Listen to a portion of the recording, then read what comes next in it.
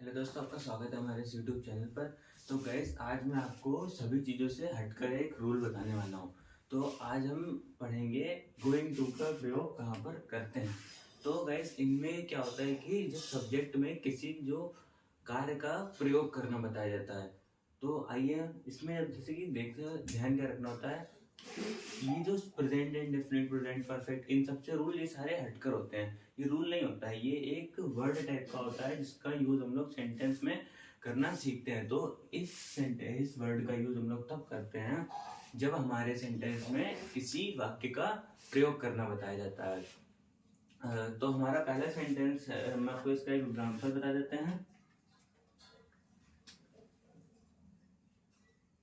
इसमें पहले देखिए क्या इसमें ध्यान रखना होता है। इसमें सब्जेक्ट में प्रयोग करना बताया जाता है। प्रयोग करना बताया जाता है मतलब कि वो करने जा रहा होता है, उसने भी किया नहीं होता है, सब्जेक्ट में वो करने जा रहा होता है। तो इसमें हमारा पहला सेंटेंस, इसमें हमारा एक एग्जांपल हम आपको बता देते हैं। तो इसमें एग्जांपल हमारा किस टाइप का आता है सेंटेंस। मैं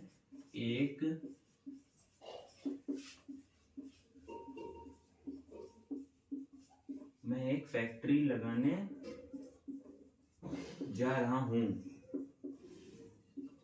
मैं एक फैक्ट्री लगाने जा रहा हूँ। अभी उसने लगाई नहीं है, वो सिर्फ लगाने जा रहा है। वो उसमें प्रयोग मतलब बता रहा है कि इस प्रकार का इसमें बोला गया है।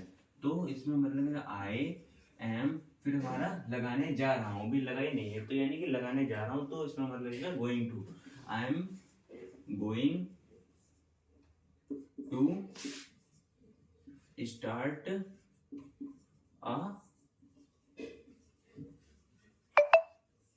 आई am going to start a factory. इसमें इस टाइप के जो है वो सेंटेंस आते हैं। अब आप इसको नोट कर लीजिए, हम इसके बाद आपको दूसरा उसका सेंटेंस बताएंगे।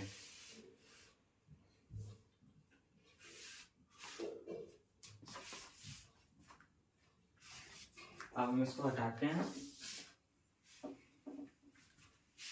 अब हम आपको बताएंगे दूसरे उसका वर्ड का यूज करना। तो मैं दूसरा वर्ड जो आता है वो होता है हमारा कैन हैव का प्रयोग।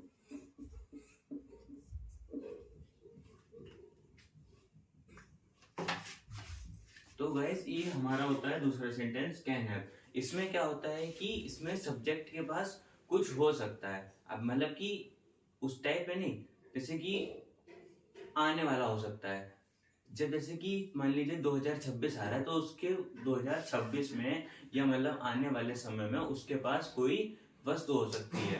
तो इस वाले कैन हैव में हमारा कि इसकी कैन हैव की पहचान ये होती है कि इसमें हमारा सब्जेक्ट जो होता है उसके पास कुछ हो सकता है। तो इसमें हमारा ध्यान के रखना है आपको। उसकी पहचान कैसे करेंगे। इस प्रकार के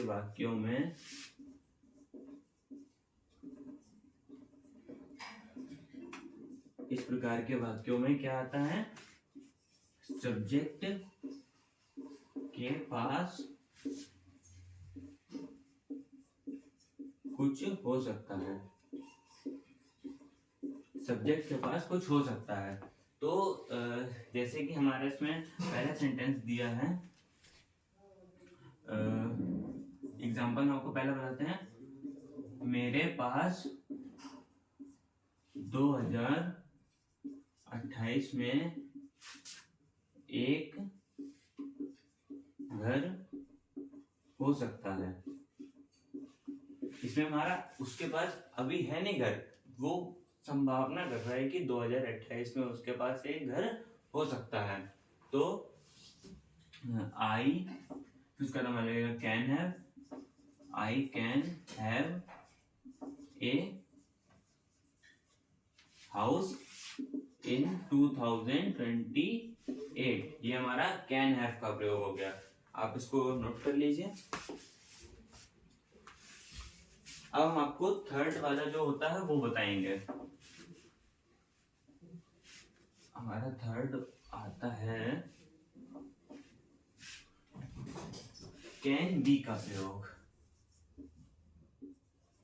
थर्ड भी आता है हमारा कैन बी का प्रयोग। तो इसमें हमारा कैन बी में क्या होता है कि इसमें सब्जेक्ट के होने या रहने का मतलब होना या रहना बताया जाता है। सब्जेक्ट जैसे कि हमारा जो सब्जेक्ट है वो कहीं पर हो सकता है और हमारा सब्जेक्ट जो होता है वो कहीं पर रह रहा होता है।